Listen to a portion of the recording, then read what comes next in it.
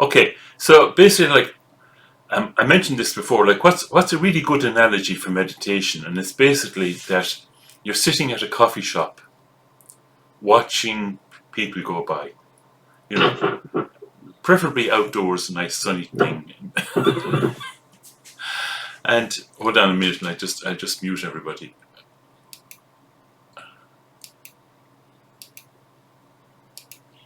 So basically, sitting outside a coffee shop, just watching people going by, and the thing you have to realize is that you don't have to interact with anyone. You're just there minding your own business, sipping at your coffee, and you don't have to control the traffic. It's not your job, right?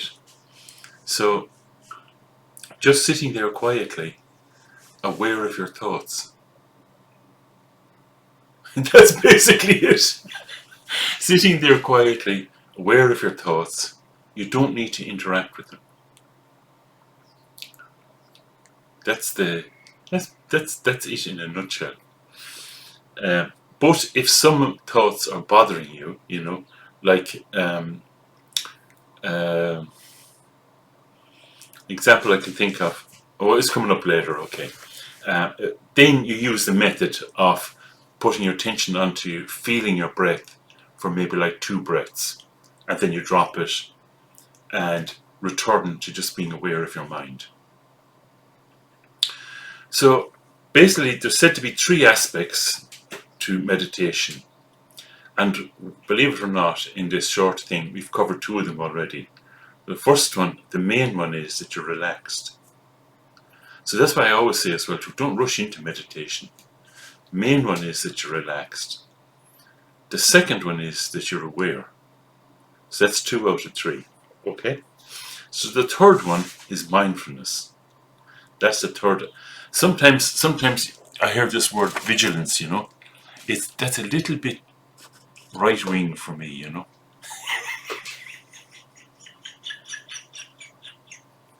So,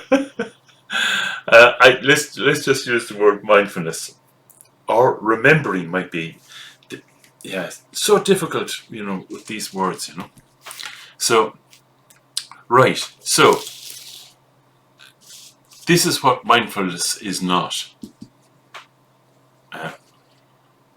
Now I have the cup in my hand. Now I'm putting it over to my lips.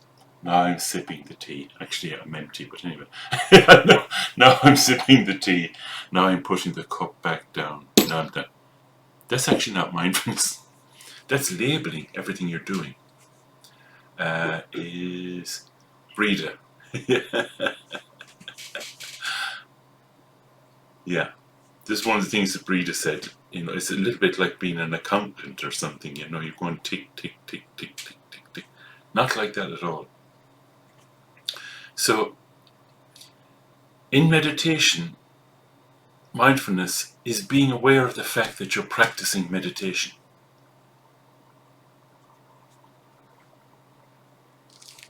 That you're being aware of mind. And it is mindfulness that prevents us from falling into the stream of thoughts. Mingyur Rinpoche used this example of, being in the river or being on the bank of the river, looking at the river. So the idea is that you're sitting on the bank watching the river. So, for example, just to give you an example, and this is based on, I don't see her. Okay, that supposing you're sitting there, you just chilled out, being aware of what's in your mind, and then, you need to buy butter. Put butter on the shopping list. What else do you need to put on the shopping list, right? This comes into your mind. So, the fact that you know that you're practicing meditation, right? It kind of, it allows you to leave that alone. You see, normally you get involved when you have to do something. The fact that you're practicing meditation means that you can leave that alone. Now, it can help if you get a lot of that stuff. It can help. Have a little notebook. Write down, put butter on the shopping list, right? Put down the pen and go back. Or if it's, I got this brilliant idea to make money, write it down, right? Write it down, then put down the pen, go back to meditation. So, and you'll notice the thing here is we're not blocking the thought. You're seeing the thought, you're not blocking it, but you're not being carried away by it. And that's the purpose of mindfulness, is to know that you're meditating. How's that? So now we'll do some, okay? So, here we go, I think. Oh, okay.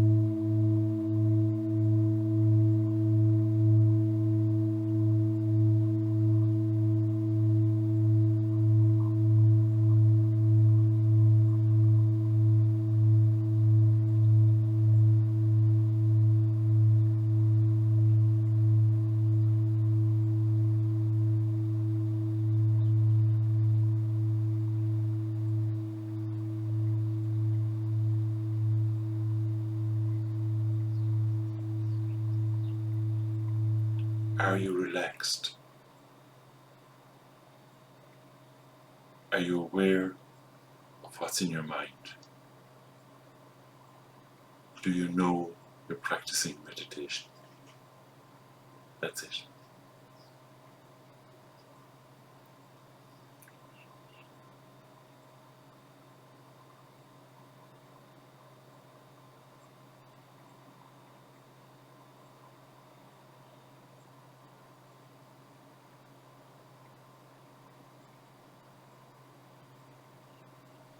You don't have to fix anything.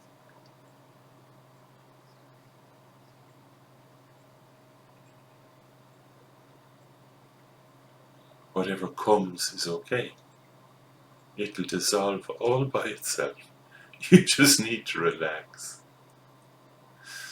Be aware and know that you're meditating.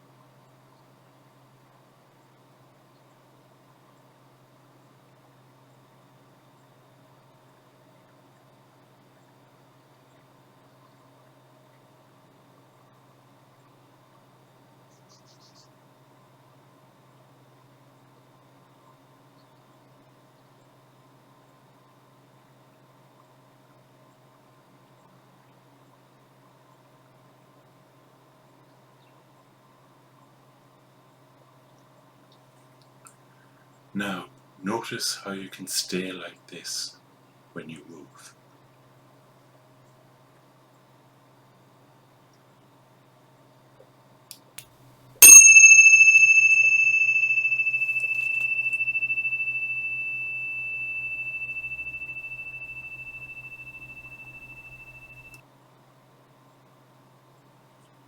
That brings it into ordinary life. Very simple.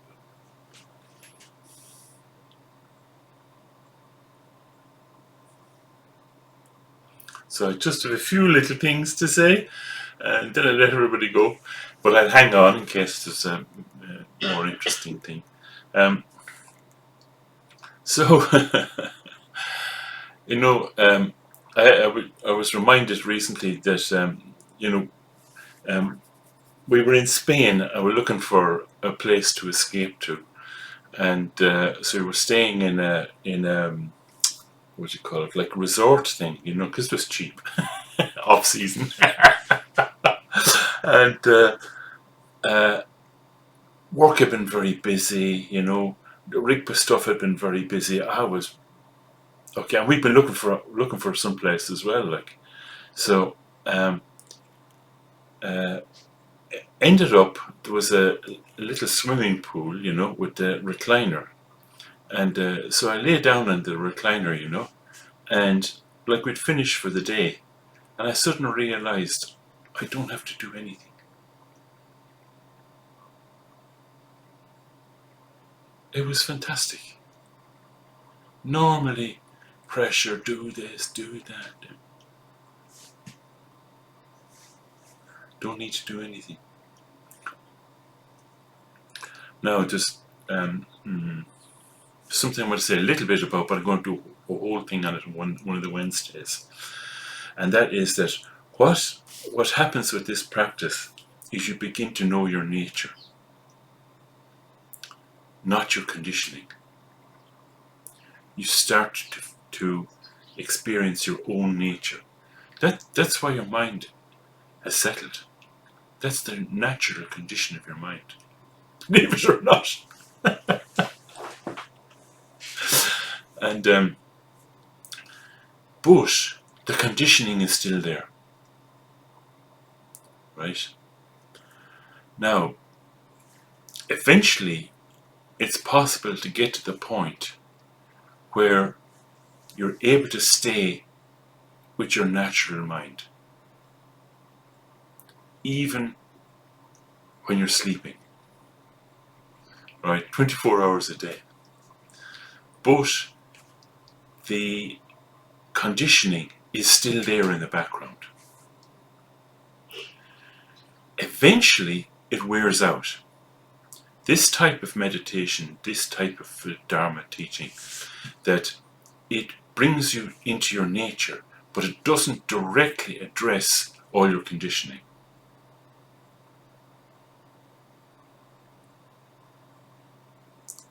It indirectly addresses your conditioning because now you're not so reactive. But all your, if I can excuse my bad language, all your shit is still there. So you've got a choice. You can just continue to abide by your nature, and all that stuff eventually dissolves. It might take a while, but equally well, there are practices that work on your conditioning. There are specific, particularly visualization practices, mantra, and especially this thing called Guru Yoga, which I'm really hoping I can cover. Maybe before, I'm hoping before Christmas, because it's very powerful practice. That's it.